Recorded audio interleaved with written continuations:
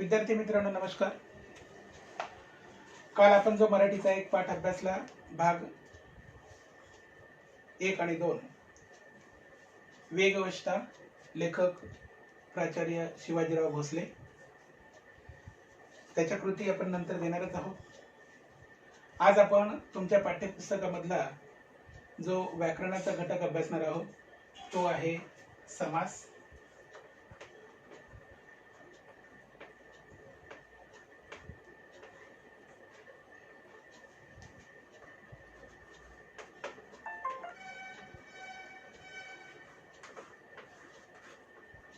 समास यावर्षी आपल्याला व्याकरणामध्ये समाज हा प्रकार आहे.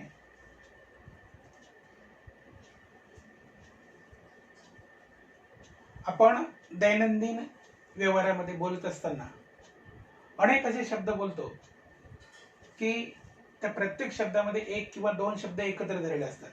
उदाहरणार्थ बैलगाडी, रेल्वे स्टेशन, पोळीपाट, राजकन्या, राजवाडा इत्यादी. तुमच्या पुस्तकामध्ये जे काही उदाहरण दिलेले आहेत, उदाहरणार्थ प्रतीक्षण,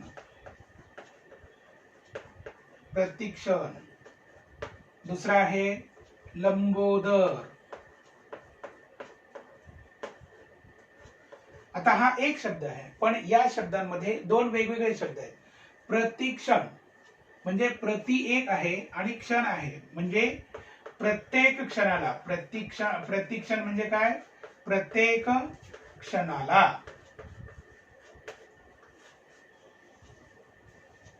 या शब्दामध्ये दोन शब्द आहेत, प्रत्येक क्षणाला, प्रतीक्षण. तसेच लंबोदर, लंब, लंब म्हणजे मोठे, लंब म्हणजे काय? मोठे. आणि उदर, उदर म्हणजे काय? पोट.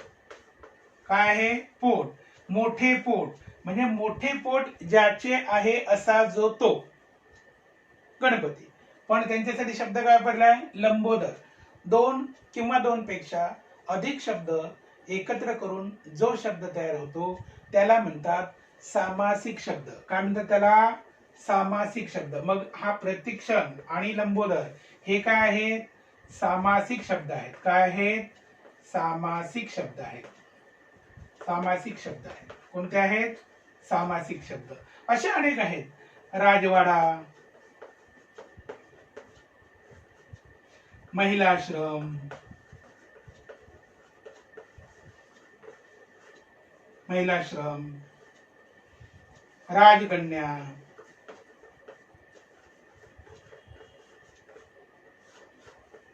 त्रिखंड,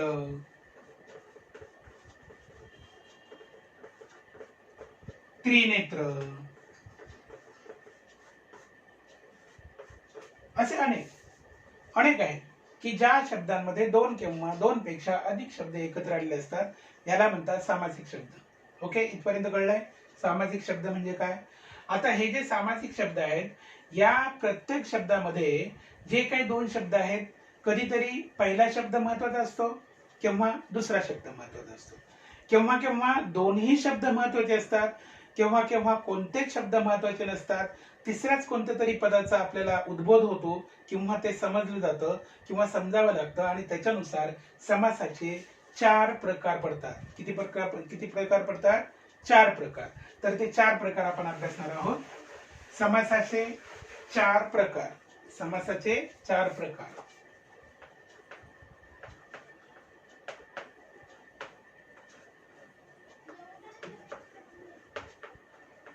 नंबर 1 अव्ययी भाव समास. नंबर 2 तत्पुरुष समास. नंबर 3 द्वंद्व समास. नंबर 4 बहुव्रीहि समास. समासाचे हे चार प्रकार. नंबर 1 अव्ययीभाव समास, नंबर 2 तत्पुरुष समास, नंबर 3 द्वंद्व समास, नंबर 4 बहुव्रीही समास. या अगोदर आपण सांगितल्याप्रमाणे समासाचे जे काही प्रकार पडतात, या प्रत्येक समासामध्ये जो काही सामासिक शब्द असतो त्या सामासिक शब्दाची फोड करताना पहिले पद किंवा दुसरे पद महत्वाचे असते. त्या पहिल्या किंवा दुसऱ्या पदाच्या महत्वानुसार हे 4 प्रकार पडलेले आहेत. मग अव्ययीभाव समासामध्ये पहिले पद महत्वाचे असते. कोणते पद? पहिले पद महत्वाचे. पहिले पद महत्वाचे असते. तत्पुरुष समासामध्ये दुसरे पद महत्वाचे असते. कोणते पद? दुसरे पद महत्वाचे असते. द्वंद्व समासामध्ये दोन्हीही पदे महत्वाची असतात. दोन्हीही पदे महत्वाची असतात. आणि बहुव्रीही समासामध्ये कोणतेही पद महत्वाचे नसते. कोणतेही पद महत्वाचे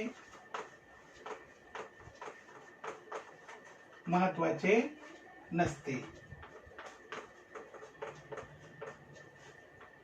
इथे कोणते तरी तिसरे पद महत्वाचे असते. अव्ययीभाव समासामध्ये पहिले पद महत्वाचे, तत्पुरुष समासामध्ये दुसरे पद महत्वाचे, द्वंद्व समासामध्ये दोन्ही पदे महत्वाची, बहुव्रीही समासामध्ये कोणतेही पद महत्वाचे नाही. इथपर्यंत क्लिअर?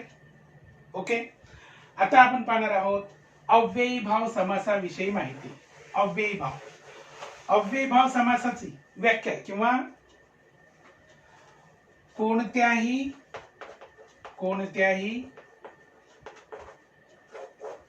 सामासिक शब्दाचा विग्रह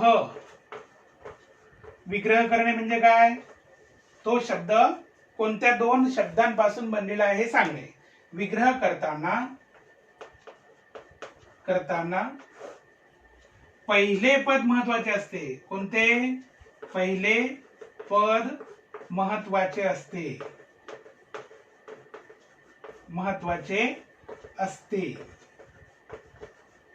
तेव्हा त्याला काय म्हणतात? अव्ययीभाव समास. आता उदाहरणार्थ ऐका.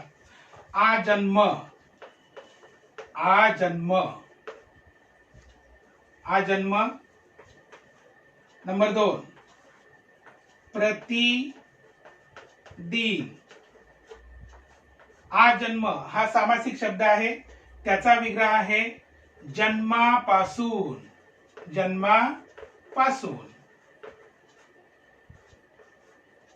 प्रतिदिन त्याचा विग्रह आहे प्रत्येक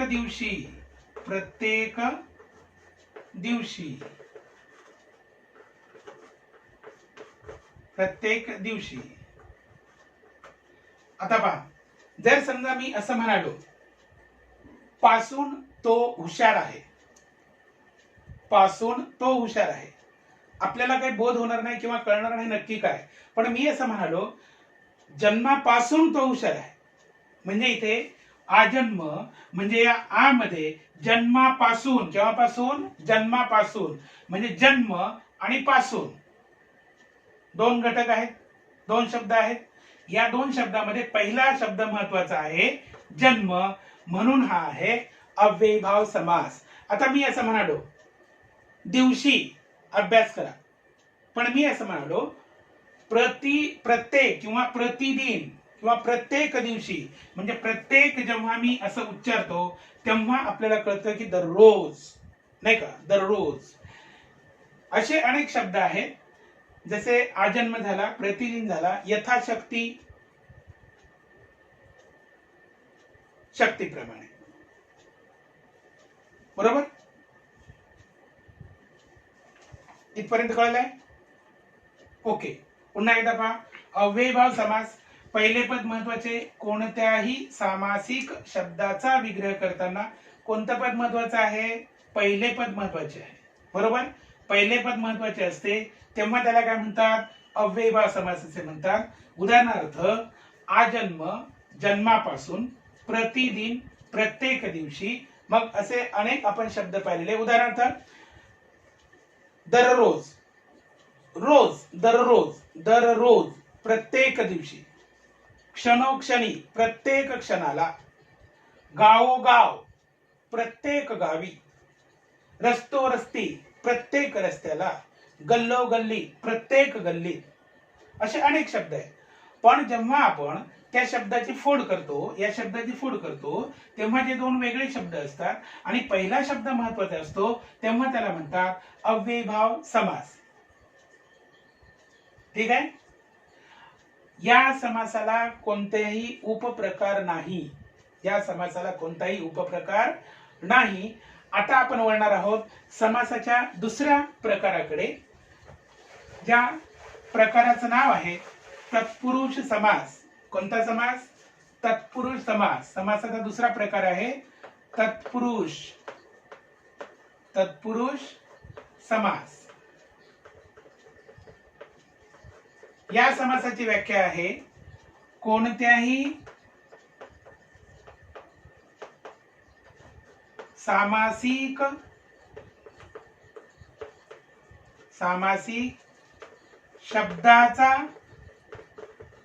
शब्दाचा विग्रह करताना कितवे पद महत्वाचं आहे? दुसरे पद. कोणते पद? दुसरे पद महत्वाचे आहे. कोणते पद महत्वाचे आहे? दुसरे पद महत्वाचे आहे. तेव्हा त्याला काय म्हणतात? तत्पुरुष समास. काय म्हणतात त्याला? तत्पुरुष समास. आता उदाहरणार्थ तुम्हाला एक उदाहरण म्हणून शब्द देतोय, सूर्योदय. सूर्योदय. राजकन्या.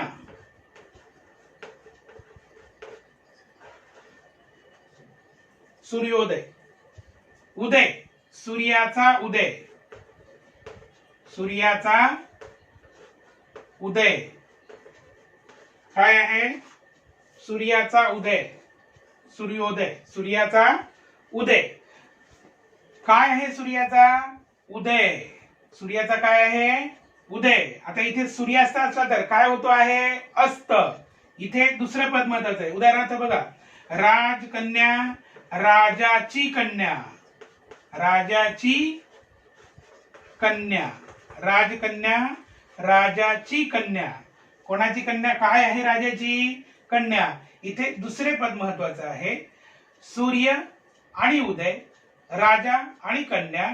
इथे सूर्याचा काय आहे? उदय. राजाची काय आहे? कन्या.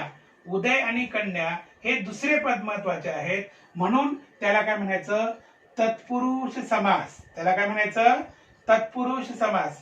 या तत्पुरुष समासाचे अनेक उपप्रकार पडतात. तत्पुरुष समासाचे काय पडतात? अनेक उपप्रकार पडतात. ते आपण आता अभ्यासणार आहोत. तत्पुरुष समासाचे उपप्रकार.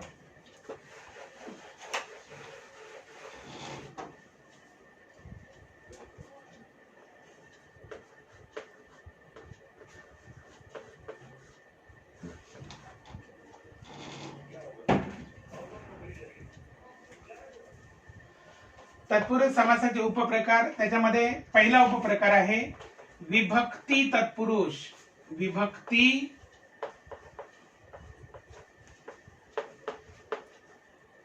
तत्पुरुष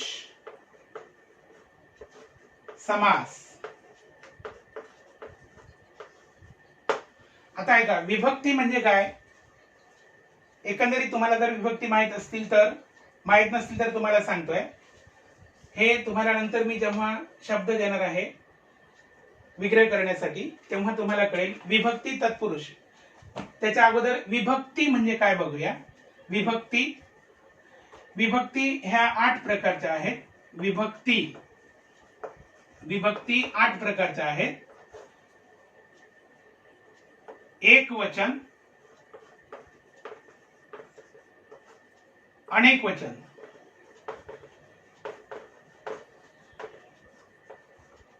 विभक्ती प्रकार. नंबर 1 प्रथमा.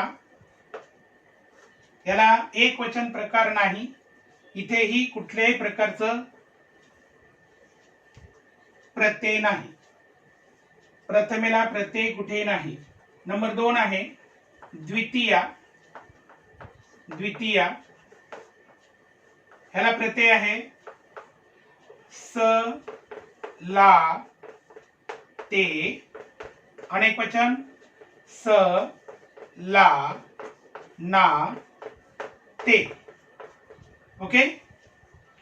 त्यानंतर आहे तृतीया. तृतीया 3 क्रमांकाची तृतीया.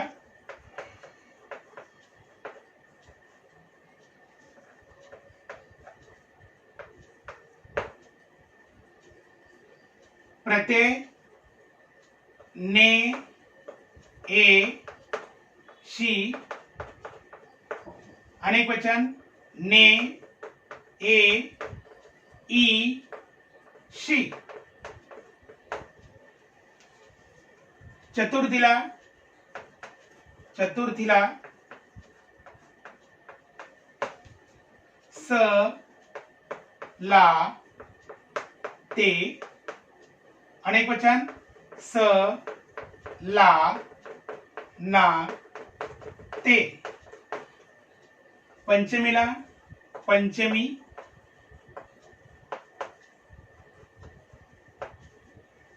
ऊन आणि हून,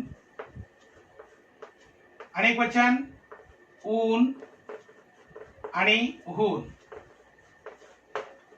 षष्टीला षष्टी चा ची चे,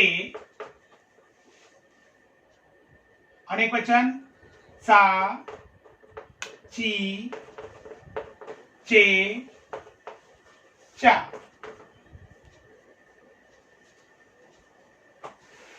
सप्तमीला सप्तमी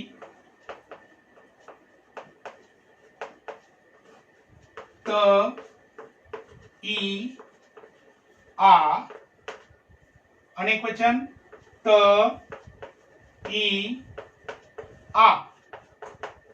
आणि 8 नंबरची जी आहे ती आहे संबोधन. इथे एक वचनला प्रकार नाही किंवा प्रत्यय नाही आणि संबोधनाला अनेक वचनी आहे नो. उदाहरणार्थ विद्यार्थ्यांनो, गावकऱ्यांनो, समस्त जनांनो इत्यादी. केवळ आपल्याला विभक्ती तत्पुरुष हा प्रकार अभ्यासासाठी मी तुम्हाला विभक्तीची ओळख करून दिलेली आहे. आता आपण विभक्ती तत्पुरुषाकडे वळूया. लिहून झालं असेल तर ठीक. झालंय? ओके. आता विभक्ती तत्पुरुष.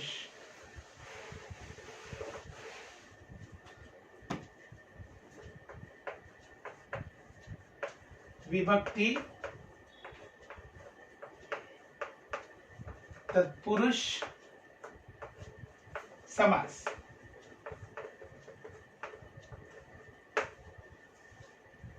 इथे आहे कोणत्याही सामासिक शब्दाचा विग्रह करताना कोणतं पद महत्वाचं आहे? इथे दुसरे पद.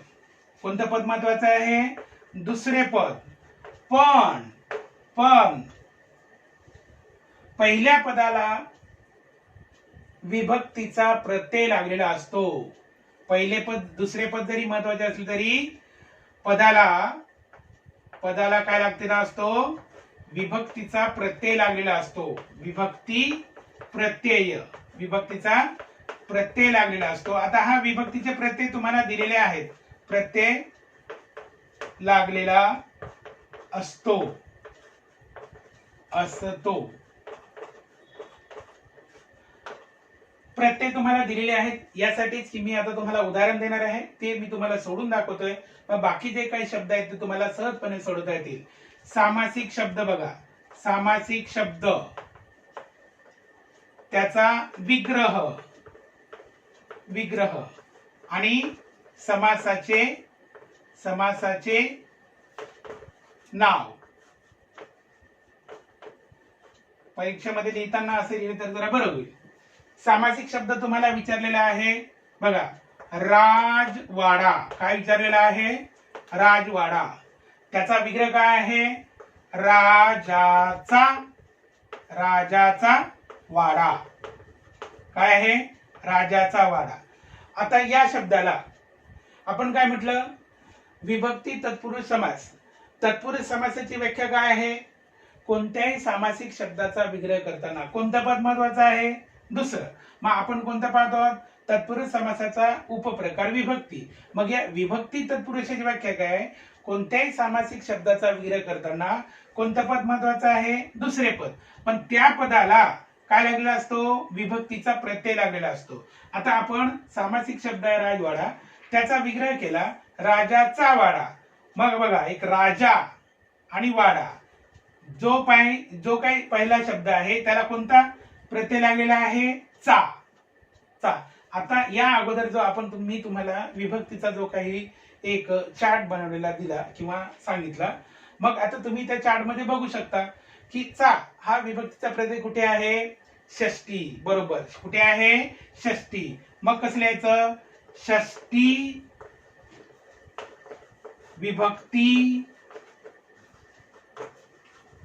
विभक्ती तत्पुरुष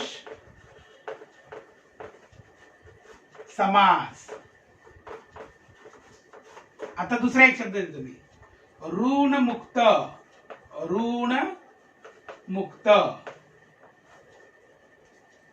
सामासिक शब्द काय आहे? ऋणमुक्त. त्याचा विग्रह काय आहे? ऋणातून. ऋणातून मुक्त. ऋणातून मुक्त. आता इथे प्रत्यय लागलेला आहे ऊन आणि हून. कोणता आहे? ऊन आणि हून. मग कोणता येईल विभक्ती? ऊन आणि ऊन पंचमी. पंचमी विभक्ती तत्पुरुष. कोणता? पंचमी विभक्ती तत्पुरुष. ओके. दुःख प्राप्त. दुःख प्राप्त. दुःखाला प्राप्त. दुःखाला कोणता प्रत्यय आला? द्वितीय. दुःखाला प्राप्त. प्राप्त. दुःखाला प्राप्त. राजवाडा, ऋणमुक्त, दुःख प्राप्त इत्यादी. ओके, इथपर्यंत कळलंय. त्याच्यानंतरचा जो विभक्तीचा प्रकार आहे या तत्पुरुष समासाचा, जो काही दुसरा उपप्रकार आहे तो आहे द्विगु तत्पुरुष समास. कोणता आहे? द्विगु तत्पुरुष समास.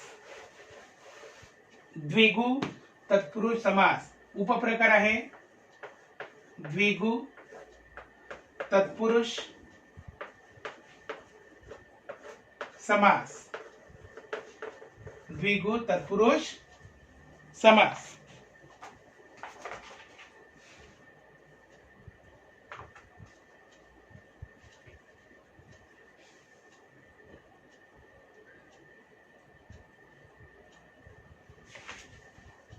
द्विगु तत्पुरुष समास. या समासाची व्याख्या कोणत्याही सामासिक शब्दाचा विग्रह करताना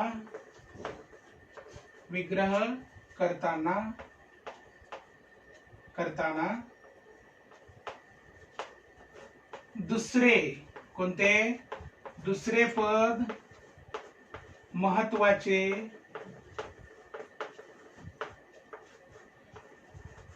असले तरी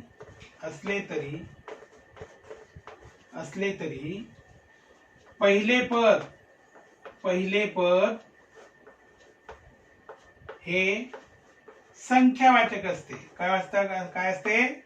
संख्यावाचक असते. उदाहरणार्थ बघा, त्रिनेत्र सामासिक शब्द आहे त्रिनेत्र, नाही का? पंच प्राण, पंच प्राण. नंतर नऊ रात्र, नऊ रात्र. त्रिनेत्र, तीन डोळ्यांचा, तीन डोळ्यांचा समूह, त्रिनेत्र. पंचप्राण, पाच प्राणांचा काय समूह. नंतर काय नवरात्र, नऊ रात्रींचा समूह.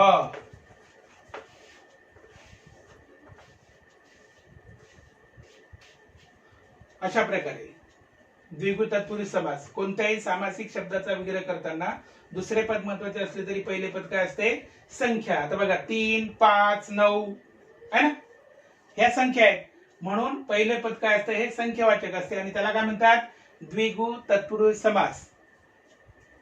आज आपण समास या प्रकारामध्ये अव्ययभाव समास आणि तत्पुरुष समास, तत्पुरुष समासाचे दोन उपप्रकार विभक्ती आणि द्विगु हे तत्पुरुष समास अभ्यासलेले आहे. यानंतरचा जो काही समासाचा जो भाग आहे तो आपण दुसऱ्या तासाला घेणार आहोत. तेव्हा आज इथेच थांबतो. धन्यवाद.